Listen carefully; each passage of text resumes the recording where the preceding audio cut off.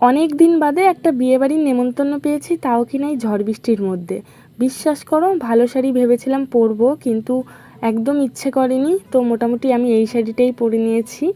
আর এটা পরে যাওয়া যায় আমার মনে হয়, বেশ ভালোই লাগছে। দীর্ঘ 2-2.5 ঘন্টা অপেক্ষা করার পর আমার বর এসছে, গিফট কিনেছি, এখন যাচ্ছি বিয়েবাড়ি। বিশ্বাস করো, রাস্তা দেখে মনে হচ্ছে না যে বৃষ্টি হয়েছে, কিন্তু বীভৎস বৃষ্টি হয়েছে, 2-3 দিন ধরে ঝড় হয়েছে তার সাথে। তো চলো, বিয়েবাড়ি কিন্তু চলে এসেছি। এসে দেখছি বর বউ নাচানাচি করছে, আর বিয়ে কিন্তু অলরেডি কমপ্লিট। বেশ ভালো লাগছিল। অনেকটা লেট করে ফেলেছি আমরা আসতে, যদিও বা। এই যে হচ্ছে আমাদের বর, আর ওই যে হচ্ছে বউ। তো যথারীতি এখানে কিন্তু বক্স আনা হয়নি, আনা হয়েছে অনেক অনেক অনেক সিঙ্গারকে, যারা কিনা অনুষ্ঠানে গান টান করে। বেশ সুন্দর সুন্দর গান করছিল, আমার তো বেশ ভালো লাগছিল। অনেকক্ষণ অপেক্ষা করার পর আমার এক বান্ধবী আসলো, তারপর আমি ফুচকা খেলাম, কারণ আমি ওর জন্যই অপেক্ষা করছিলাম, একা একা একদম খাইনি। এই হচ্ছে বান্ধবী।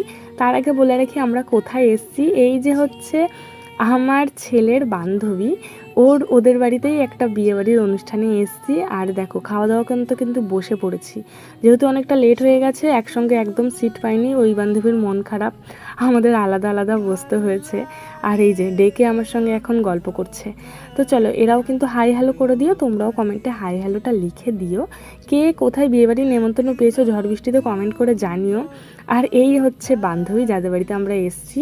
সবশেষে খাওয়া দাওয়া করতে বসেছি, বেশ ভালো লাগছিল। আর আমার টেনশন হচ্ছিল বাড়ি যাওয়ার পথে আবার না ঝড় বৃষ্টি নামে।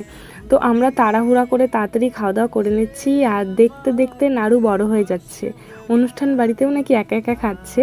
আর এদিকে কিন্তু কমলিকার জামাকাপড় চেঞ্জ হয়ে গেছে, মানে ও এখন বাড়ি পড়ার গেটআপে চলে এসছে। আইসক্রিম খেতে খেতে বাড়ি চলে এসেছি। আর এখন কি করব জানো, এই যে আমি যাওয়ার সময় সব কিছু ঘেটে করে গেছি, এই সমস্তটা এখন আমাকে গোছাতে হবে। এর থেকে বড় কষ্টের আর কিছু হয় না। তোমাদের কাদের কাদের এরকম হয় জানাও তো, যাওয়ার আগে এরকম অবস্থা বাজে হয়ে যায়। দেখা হচ্ছে নতুন একটা ব্লগে, ততক্ষণের জন্য সুস্থ থেকো, ভালো থেকো, টাটা, গুড নাইট।